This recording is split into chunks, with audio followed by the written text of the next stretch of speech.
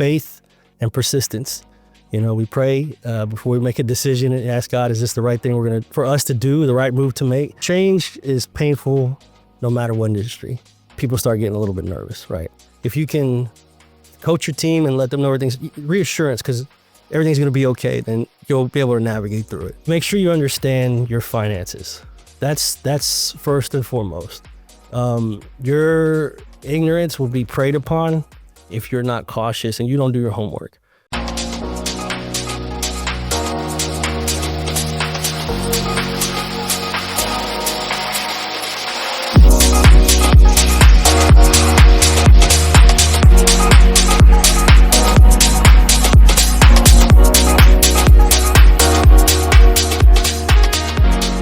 Welcome to the C-Suite Power Play, where we sit down with entrepreneurs that have scaled their business to talk about those decisions, those strategic moves that have made a difference. Today, we are stepping into a sector of innovation, sustainability, and precision. We are talking about metal manufacturing. Here I am, Ruth Villalonga, and this is my co-host, JC Gonzalez. Hello, everybody. We're really excited to bring today a dear friend, someone we've known for a while.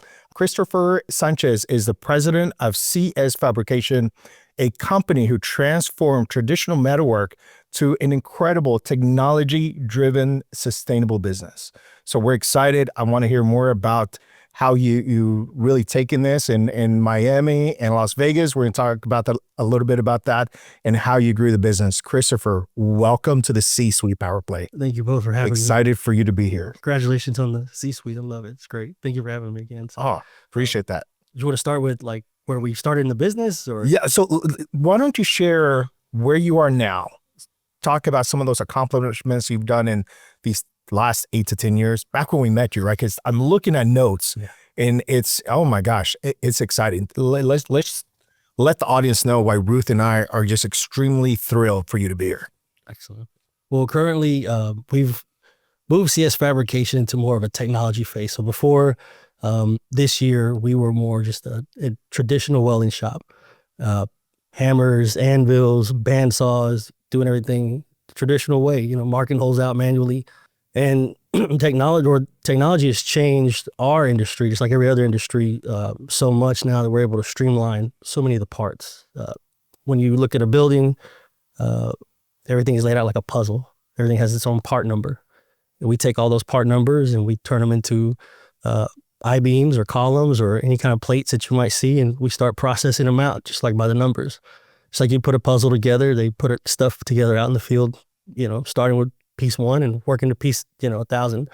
So we're able to streamline that through technology and push that product out, out in our shop. That's amazing. And in terms of where you are in revenue and the type of contracts and clients that you're serving today, can you give us a little overview on that? So our best year, we were touching just under $9 million. So we were just, after COVID, it's just like everything exploded. We didn't shut down. We were doing 4 schools at a time, and then we added another one to our place. It was actually 5 schools at a time. And we're really stretched out. And so now we've started, things have kind of started tapering down in the economy. We're not as busy as what we were years prior, but we're using this time to fine-tune our shop, fine-tune our processes, get our machines laid out. And we were talking about the Miami and Las Vegas. Well, those are kind of like areas that we were really focused. I wanted to target, because there's so much ornamental steel that goes into those 2 areas. Stainless steel by the ocean, those tourist destinations, and then Las Vegas has always something intricate that they want to custom make. So our future vision for CS Fabrication is I want to be able to streamline the manufacturing of those parts, whether we're making them there or making them here in Dallas and shipping them there.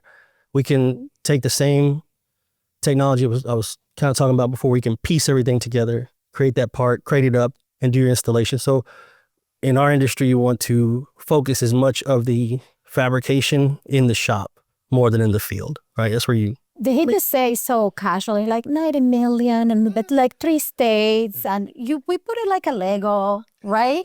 It sounds incredible, but Well, you found a formula. You found something that works, because Ruth and I always share, we're data people. It show us the numbers. Where 90% of our businesses are not even hitting $1 million. So you found something there. You're continuing to grow. I'm curious of what's that? First, I want to give kudos to your other half, because she's a big inspiration for you and helps you keep going. But along with her support, what else are you both doing that you just continue to go and build the business? And you talked about you didn't shut down through COVID. That's huge. Yeah. Where others did. Yeah. So tell us about some of this. What's your secret sauce there to keep going? So I have a great partner. She's the backbone to everything that we're doing. Faith and persistence. You know, we pray before we make a decision and ask God, is this the right thing for us to do, the right move to make? And then we stay persistent at it. We don't give up. So we're under the mindset, if you stop trying, that's when game is over. We haven't stopped trying.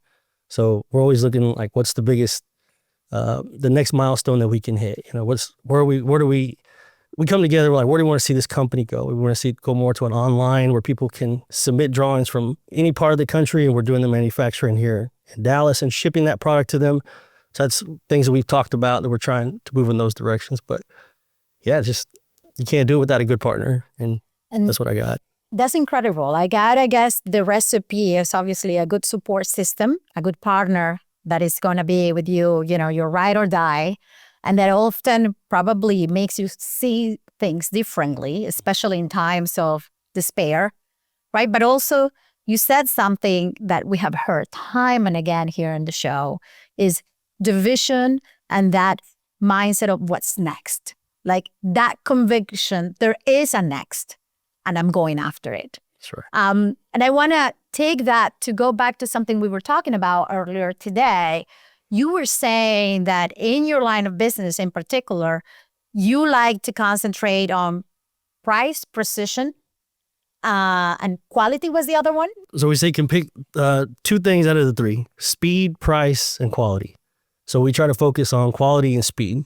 We want to do a good job. We want to make sure that our customers, that we work with a lot of general contractors. So when they're doing their walkthroughs with their customer, being the school board or Wells Fargo, they're putting in a new building, they want to see a good product, right? And I don't want to put that general contractor in a bad position where they're having to explain bad work. So we comb everything before we walk out to make sure it's of the utmost quality. Speed is another thing we had to work on, right? Because the more intricate the architects get with their designs, the longer it takes. More holes, more pieces to put together. So that's when we started incorporating a lot of the technology, laser technology, so we could streamline that product. So we're able to be precise and deliver that quality product. I love the streamline process. That's something I talk about in banking with my clients, is how do we streamline services and make banking easier, give time back in your day to do what's most important, is run your business. So I'm curious about some of the processes that you put in place, and how did it impact personnel, your staff, and the speed? So change is painful no matter what industry, whether it's in construction or you're doing retail. Whenever you start making changes through your facility, people start getting a little bit nervous, right? They see new equipment coming in, it's going to cut material, that's going to drill holes in 3 seconds, and it used to take 30 minutes for a man hours to do this. So it takes a coaching level. You have to have talks with everybody and let them know that the product is still going to, we still need the quality you guys were delivering. It's going to come out faster. We're just going to have to adapt how we were doing it before. Change, reconfigure your mind. We're not marking stuff with a pencil anymore. We're loading a file and it's going to come out. You still need to check the product, but it's going to come out 100 times faster. It's not going to take your job. We're just going to be able to deliver more product for a lower price, and we're going to put out more volume. So that means more money for everybody else. That means more growth for the company.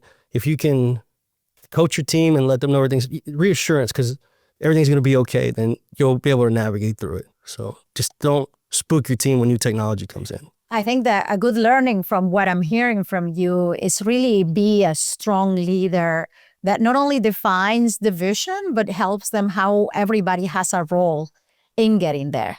so that you bring them along your journey and they are as invested as you are, because you just said, we will produce more, which will mean more revenue for everybody to sort of get a share from, right? And that's the way how you don't spook them, as you said, or scare them based on but you incorporate them and you teach adaptability. Yes. I love that word, because oftentimes change is seen as now we have to do it differently. But when you see it from now we adapt to a different world, it's not that we're changing our ways, the world is changing around us. It's an important definition that makes a difference. But going back to quality, that's not a small feat. Like, to keep quality as you grow, how do you think you've been able to drive that within your organization? Well, you have to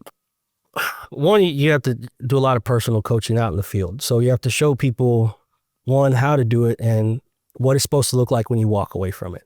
And so we always reiterate to our guys, if you were going to buy this product new, if this was going in your house, if you were paying this much money to have something, how would you want it to look, right? So we try to make sure that all of our bases are covered. Every piece we touch with our hand, as far as like railings or even like any kind of cladding that we do, make sure that there's no blemishes. And then we also try to wrap that stuff up and protect it so that when the customer does come and see it, it's like little details that matter, like you were saying earlier. Cover it up, worry about the details, and almost create like an unboxing experience for them when they get out in the field and they start seeing. We covered railings that we were so proud of in paper, like a big gift. And when the school board came out, they were able to start pulling his papers off, and they were like, wow, this is just so nice underneath. We're just very cautious in what we do. And we've taken a lot of time putting this team together of these guys that are really good craftsmen, and they just care about their work a lot. It sounds like you have a passion, not just for the work, but for your team as well. Oh, yeah. So correct me if I'm wrong. Some of the things that I already heard was set the expectations. So when you use technology, you set the expectations with your team. So everything's like about your team. So then you talked about the coaching, right? So demonstrating what you expect and then inspecting what you expect, but it's all customer centered. Absolutely. That's incredible. And things are going to slip out. Sometimes there's going to be a mistake that happens, right? Yep. And you're going to get a phone call and somebody's going to be upset. We're going to take care of this, reassure them everything's fine. Answer those phone calls when your customer calls you. Everything's going to be okay. And then you make moves to correct those issues when they come up immediately. I don't care if you have to be there at night to get it, fixed. You have to do what you have to do. So always just answer your phone calls when your customers call you and they have an issue, for sure. And your team will be responsive as well. And they'll see the urgency in you.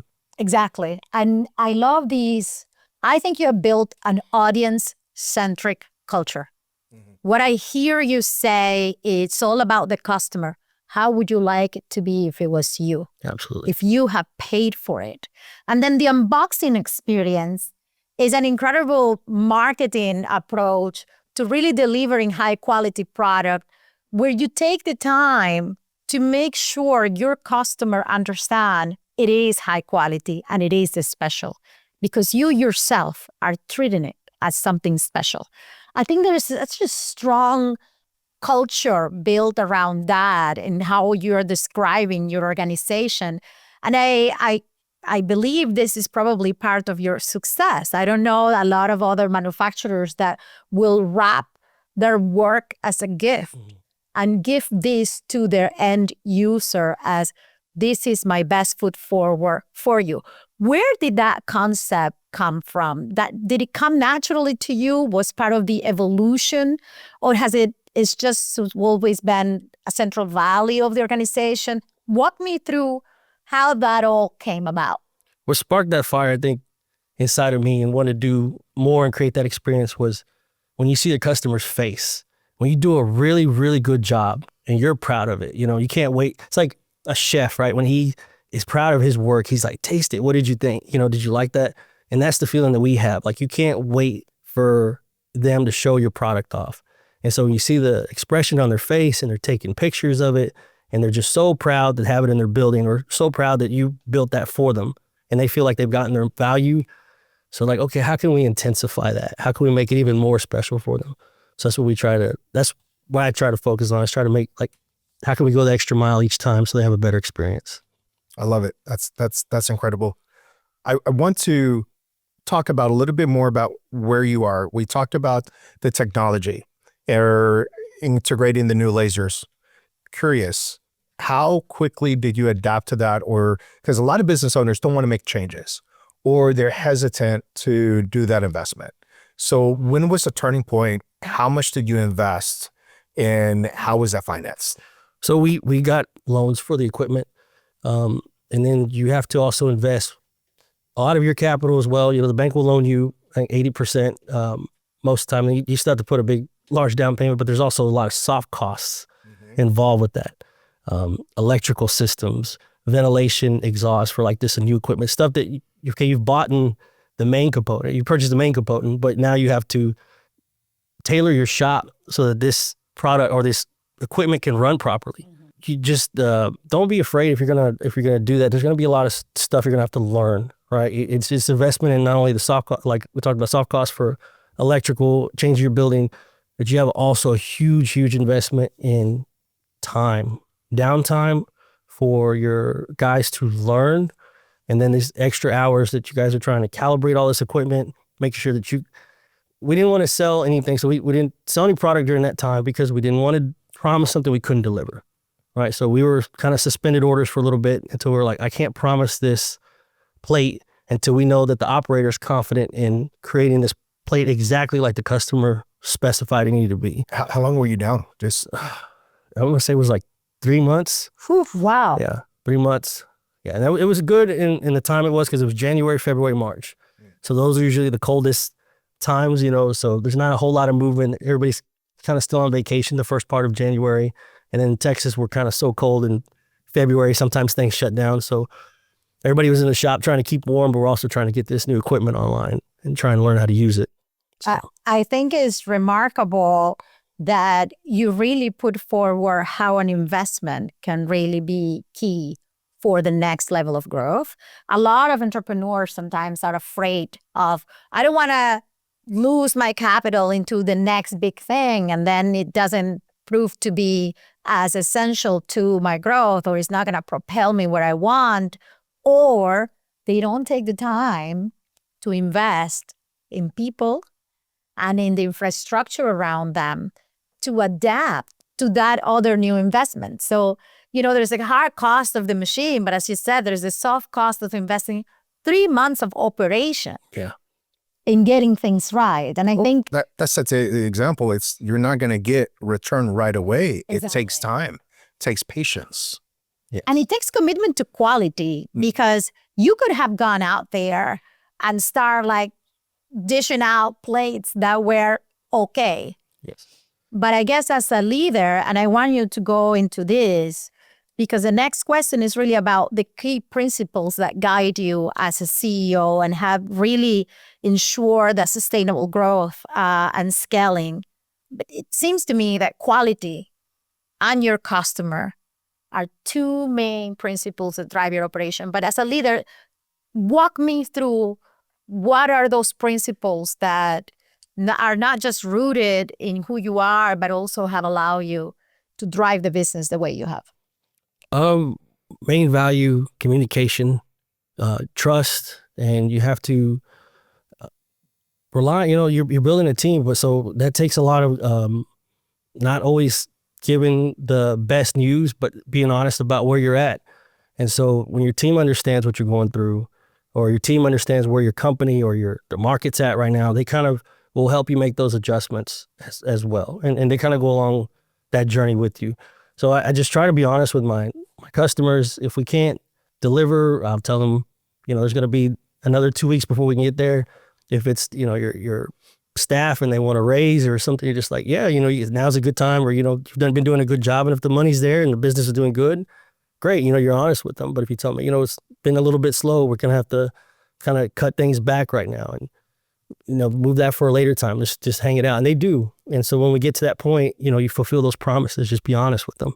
Keep the communication open. That's deep. So can you give us an example of what you experienced in sharing that with the team and how you overcame that challenge? Yeah. So like during COVID, nobody knew what was going to happen during COVID. You know, you didn't know if banks were shutting down, schools were shutting down. You're like, is everything going to change? So you have to be honest. Like, I think we're going to stay open as long as the projects keep going and they allow us to keep working. Yeah, we're going to stay here, but I don't know for sure. You know, nobody really knew. And so, but they understood that, you know, and, you know, when things pick up and you're having to spend more time away from your family, and now we're working Saturdays and sometimes Sundays, we're having to stay after, you know, there's a double-edged sword, right? You know, if they're real busy and the economy is doing good, now they're spending time away from their family, they're a little bit more tired, a little more exhausted, they have more money, but sometimes the morale goes down a little bit. It says, hey, we're going to get through this. Let's just get through this job. So for both sides, you have to be honest with them. Well, that takes a true leader to recognize the sacrifices that your team is doing. Oh, yeah. And also something I'm hearing from you is authentic leadership leans on vulnerability rather than shies away from it. Like allowing yourself as a leader to be human. Oh, yeah. Allowing your team to be human, to feel defeated or discouraged or tired, and sharing your vulnerabilities as a leader and as a CEO with them really gives them a deep understanding of what you're going through, and probably more likely to be willing to share the journey with you. But as we talk about CEO insights, do you want to jump in the lightning round for Chris? Sure, let's jump in. If you could share one entrepreneur lesson that every leader should apply, what are your thoughts? Make sure you understand your finances. That's first and foremost. Your ignorance will be preyed upon if you're not cautious and you don't do your homework. If it means you as an entrepreneur, if you don't want to put yourself in a book to understand profit and losses, balance sheets, your cash flow, because you want to relax and watch TV at the end of the night, don't do that. That's where you're opening yourself up to people take advantage of you. So make sure, the number one lesson is, even when you're off, immerse yourself into making yourself better. Pick up a book, learn a little bit about the areas that you don't know, because if you rely on people to do that kind of stuff for you, they can be dishonest with you and you don't know it. And it's you know, there's a line between ignorance and stupidity. If I didn't know, right, then shame on me, or, you know, shame on you. But if I didn't apply myself, then that was bad on my part, right? And I should have immersed myself in that extra time so that I couldn't be taken advantage of. So just make sure, if you know your money coming in, know what your money is going out, and you're budgeted for the next couple of months, you know, try to forecast that, then you'll be in a good spot. That's great. How frequently do you meet with your banker? I talk to our banker about once a week, so sometimes twice a week. Yeah. Love to hear that. Yeah. And I know, because JC always talks about the three amigos, right? The three amigos that make your business, which is your banker, Your attorney, and your accountant, Yeah. right? Yeah. So you're speaking his love language.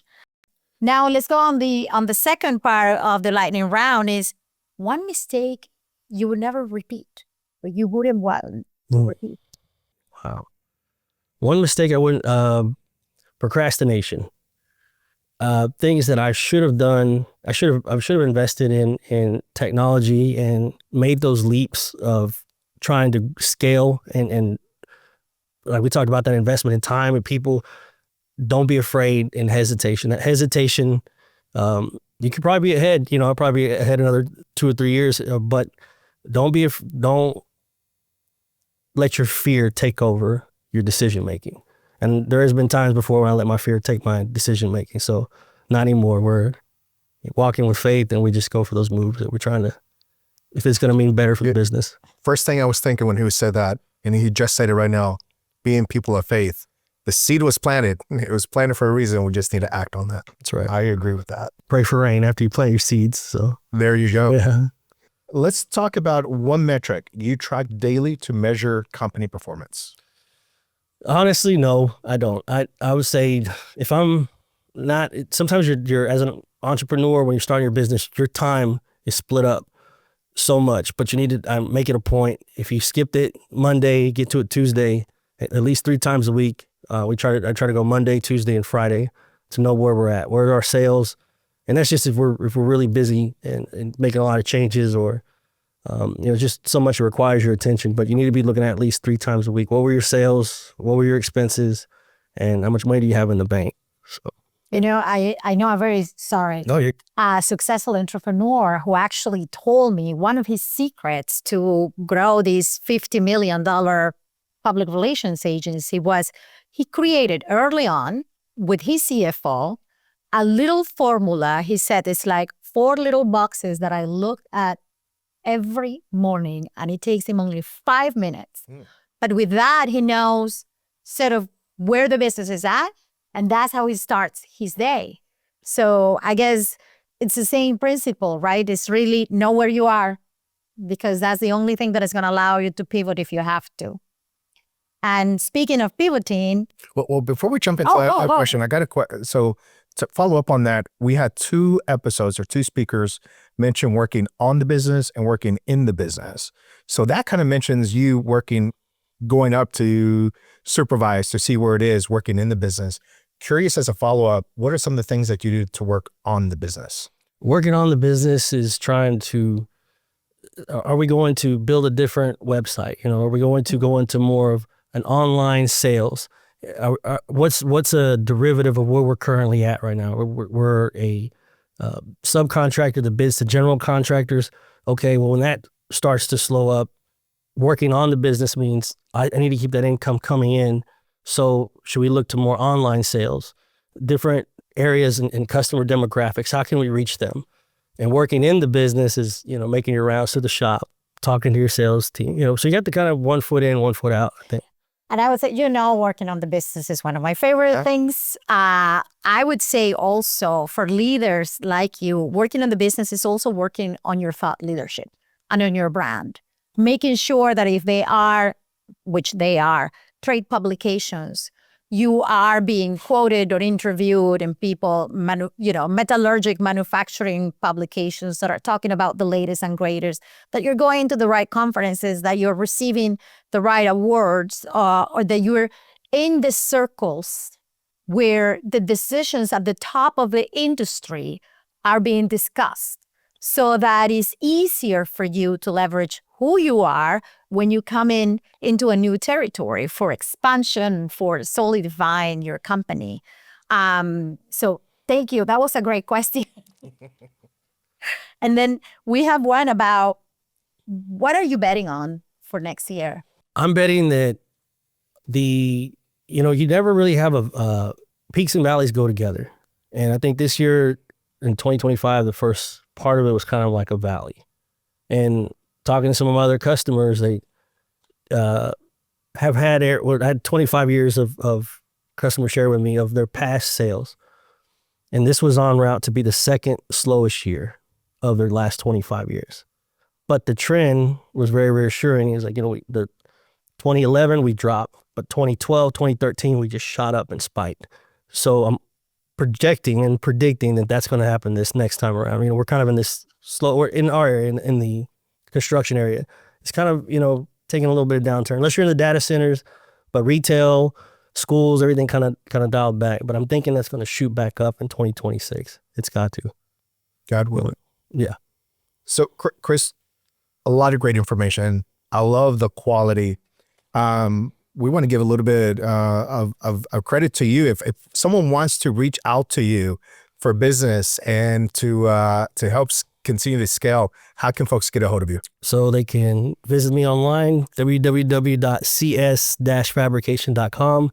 They can drop me a message there and I'll be able to see their email, or they can email me at chris@cs-fabrication.com and I'll get in touch with them. And any way I can help, there's a lot of areas that they haven't been through yet, and maybe I have, and if I can help them navigate through that and act as a compass, then give me a call. And you've been a great resource for other businesses, serving on the board of one of the chambers of commerce, in which, of course, that's part of why we're here with a partnership with the Irving Hispanic Chamber of Commerce. It's a lot of time. So in addition to the business, being a family man, you still give time. So thank you for that. Greatly appreciate that. Thank you guys for having me. And Yes, we are really excited. Thank you for joining us. This was an incredible journey through quality, people, and customer-centric culture, a commitment to the team and to the customer above everything else. And I'm taking what you say, peak and valleys go together. I'm taking that with me today. That's my takeaway. Thank you for joining us, and we'll see you again in the C-Suite Power Play.